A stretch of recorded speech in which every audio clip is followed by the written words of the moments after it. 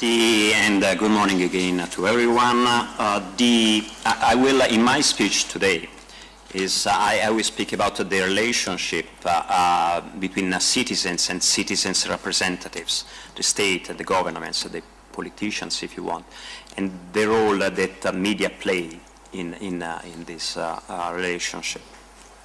Speaking generally, I think that it can be observed that there is disaffection from citizens towards the political system.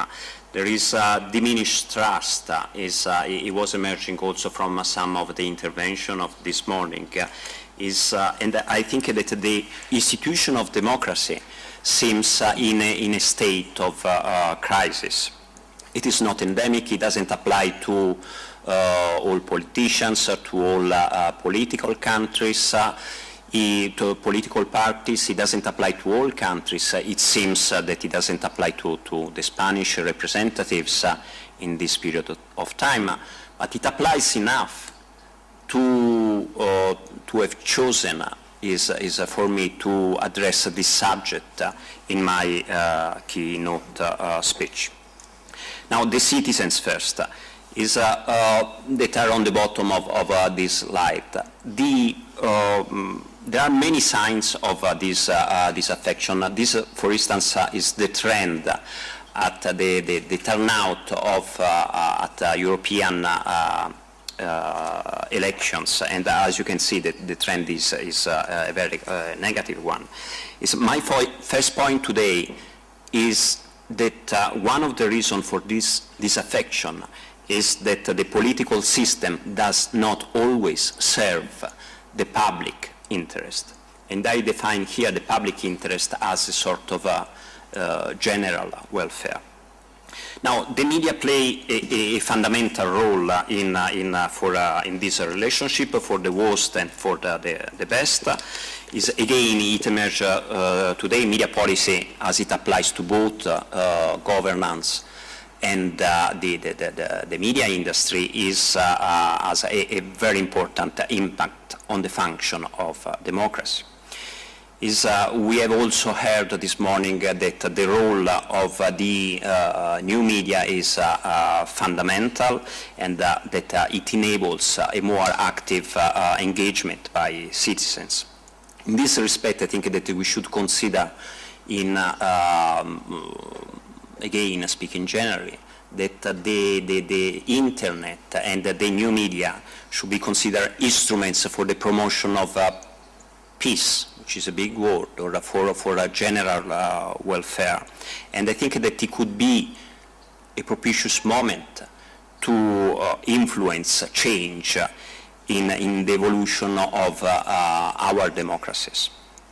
In this, think that the civil society role is fundamental, and I hope that civil society, I belong to EAVI, which is a no-profit organization, will be given a chance to influence this change, so that public interest will truly become a priority of the state. However, we are very far from this utopia, the utopia of complete press freedom and full accountability of political leaders. And incredibly, even in a world, the Western world, if you want, where we rank democracy and free of information very high, censorship and manipulation of information still take place all around the world.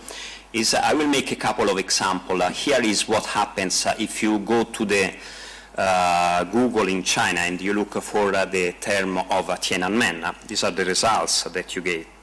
This is not simply omission of that famous confrontation that took place in almost 20 years ago. These are the results, obviously, that you get if you look for the term Tiananmen in Europe.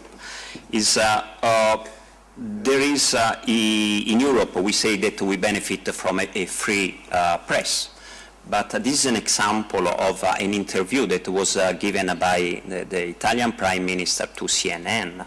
And the same interview was then rebroadcast to RAI, the Italian public service broadcaster, and this is what happened.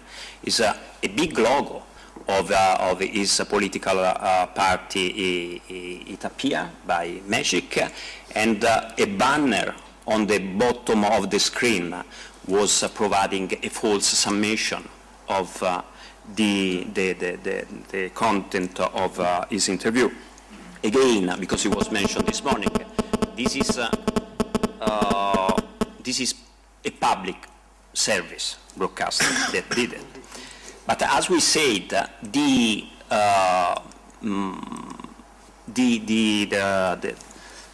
new media could allow citizens to participate to the democratic life. This again is what happened. Neda was a young girl that was killed in Iran during a protest, and we would have known anything if it wouldn't have been for some people that have taken this footage with their mobile telephones. They say, by the way, that Neda, that was killed apparently from the Iranian security forces, died with her eyes open, and and we should not live with our eyes closed. Another example, because you will say what doesn't matter here for Europe, and I'm sure that Spain doesn't forget what happened in 2004, the terrorist attack that took place here is just before the general election, is the party that was in power addressed the responsibility the day before, immediately after, to the ETA, because this was convenient to that party, but the citizens react. And this is a good demonstration of how this can have a true impact on the result, on the course of democracy, and here certainly on the result of that election. This is another example. Just 1 month ago, I'm coming from Brussels, is the European Parliament decided to address the Italian anomaly is on whether there is freedom of press in Italy or not. Freedom of Press is an organization, an NGO, that ranked on freedom of press. Italy ranked 73rd. Is after Trinidad, Namibia, South Africa, and the European Parliament decided to vote on a resolution that was presented there, and the result, incredibly, are that the Parliament, so both the Socialist and the Partito Popolare, was split in 2 equal parts, and the resolution didn't pass only for 3 votes, and we are talking about the freedom of press and a Western country. So, in view of this example, I come up with my first question. I have 3 questions and 2 answers, if you want.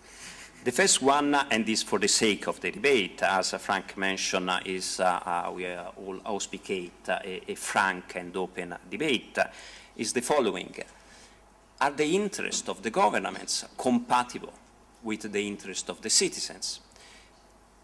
Or are they antagonists? And I will come back to that question, democracy. What does it need to be done then? There are certainly a couple of things that from the bottom of the slide can be done.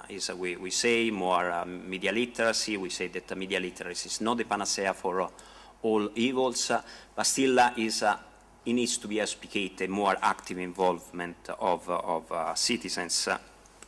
And in this respect, the role that international institutions and the European Union will play is a very important and strategic one.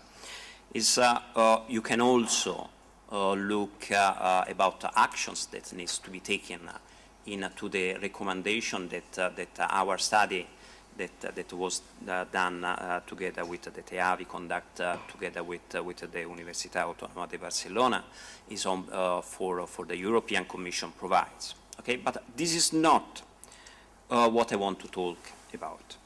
Is this issue, it will be covered by other speakers all along the next 2 days. What I want to talk about is the role of, and the responsibilities, if you want, that the political representatives have in this relationship. And again, I start from a simple observation.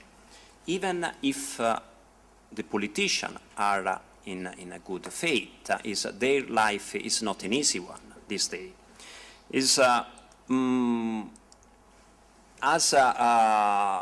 In order to compete for power and to be elected, politicians have to buy advertising space, they have to commission polling, they have to organize events.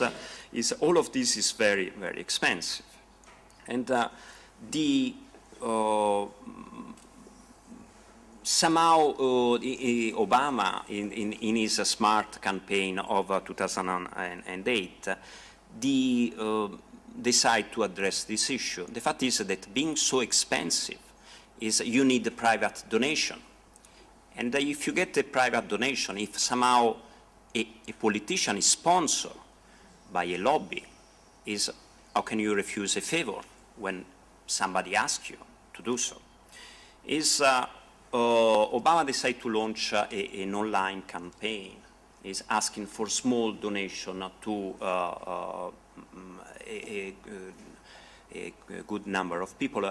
This campaign was very successful. He raised $500 million. Now, the other thing that the politicians have to face is that nowadays is political. In order to attack an opponent,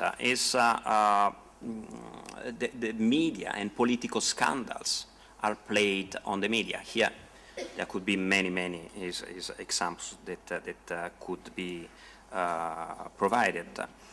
The fact is that the media are used as a weapon to destroy political opponents. Now, the result is somehow witnessed by the poster of our conference. Is misinformation, is confusion, is manipulation of the observation of the information, and there is a need. We don't have a perfect solution, but I think that we have a problem, and this issue needs to be addressed. It's time to change, and maybe that we have now some instruments to address this issue. And now it comes to the more risky part of my speech. I think that the politicians should have at least two conditions of eligibility. They should demonstrate that they are competent and that they are honest. I think that this is something, the very minimum that could be asked to a politician. Is again a simple observation. Is that citizens seem to be better than their representatives. The political system now awards for other virtues, for ambition, for the capacity to have the convincing arguments, for the art of negotiating, but not competence and honesty. So good people are pushed out from the political system, and this is not a good result for democracy. For instance, how can it be bearable for an Italian citizen to have 18 members of parliament that sit in my parliament that have been condemned and judged guilty of corruption and mafia? Those people, they are getting paid, and that they are representing my interest or the interest of somebody else. Is I think is, and I come back somehow to the first question that I was asking, that some governments and some politicians, if you want, I don't want to be too demagogic, but they don't act for the public good. They act to perpetuate their own power, and these translate into an abuse of power because they didn't receive any mandate from their voters to carry out those actions. Activate hopes we need to have this a contagious ambition that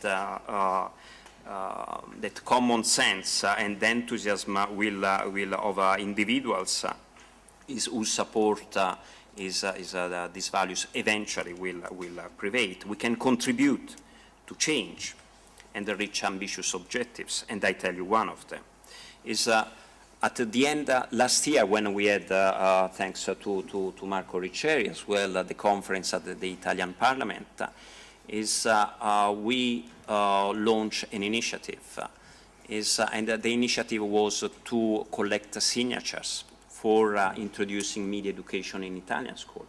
And that we did it with IART, that is one of the members of EAVI, and is a viewers organization. And that campaign was extremely successful. We have collected almost 50,000 signatures of citizens, and not signatures online, mainly outside of school gates. We foreseen a new initiative that is the possibility to collect 1 million signatures all around Europe, which would force the European Commission, the European Union, to take an initiative in the field that are of interest to these citizens. It is on this basis that I am pleased to announce already that EAVI will launch the 1 million signature campaign, and therefore we will collect and will ask the collection of 1 million signatures citizens in occasion of the last EAVI conference that will probably take place in Barcelona in 1 year time. This is a serious business, and we will need the help of all those and you that can help us in this to reach this objective. And the guiding principle would be that public benefit above private gains should inform this initiative. And why not? Introducing a license for being eligible, a condition to be eligible. At the funeral of Robert Kennedy's brother, Ted, say that there are people that see how things they are not happy and ask why they are that way. And there are other people that see how things should be, and that they ask why not? Why not? Why not there should be a shift in the paradigm, as Jose Manuel suggests this morning? Why there should not be a renaissance of values? Why cannot we abandon this simplistic view of the world? This is a world that was built, institutions and procedure, is obsolete. It's time to change in this relationship between citizenship, their values, and the representative of citizens. Why not having citizens that are considered citizens from the media, not as simple consumers? As again it was mentioned this morning, why cannot we globalize knowledge? And why not Spain can play a role is using the European Union presidency to guide the EU down this path to a more democratic route, and which pursue public interest. Why not? We are not afraid of the answer. Who is afraid is lose and ask it to the athletes. But in concrete terms,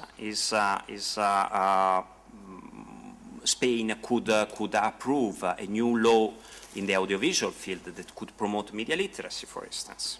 Europe did it already in the sense that gave a strategic importance to media literacy. We will launch this initiative in Barcelona, and we want to engage municipalities from all over Europe. I think, and I conclude, that we should make an effort to see how the situation will be in 20, in 30 years' time, to hear the voices of our children, hopefully to feel their gratitude for what we are doing now. And then looking backwards, today will appear as the stone age of communication and democracy. I conclude with one last question that is, three of them are my children, and for this I don't have an answer. They ask me, Papa, why does it take so long for you to take what you have to say? Thank you. I'd like to thank the organisers for their kind invitation to be with you here today. My name is Fiona Lennox, and I'm a Media Literacy Policy Executive from Ofcom. As Frank mentioned, Ofcom is the independent regulator and competition authority for the UK communications industries, with responsibilities across TV, radio, telecommunications and wireless communication services. Citizens' digital participation is an increasingly hot topic around the globe, and it's of interest to Ofcom from a media literacy standpoint. Part of our work to promote media literacy is intended to give people the opportunity and the motivation to develop competence and confidence to participate in digital society. So, in other words, to help produce active citizens and informed consumers.